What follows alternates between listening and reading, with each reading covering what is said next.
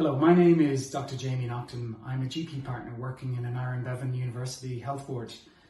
We're aware that some people are feeling worried about contacting their GP surgery for advice and care, or contacting them much later than they normally would if they're feeling unwell. We want to reassure you that your GP surgery still expects and wants to hear from you, and not just for coronavirus-related symptoms.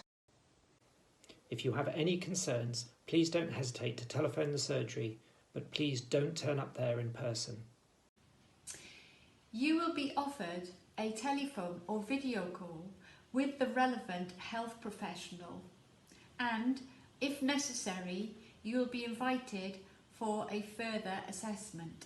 If you have symptoms of coronavirus and need to be seen, this will be in a designated area. Are you worried about contacting your GP?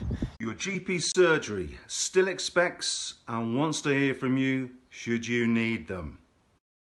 Don't hesitate to contact your surgery, just don't go in person. Stay safe. Stay safe.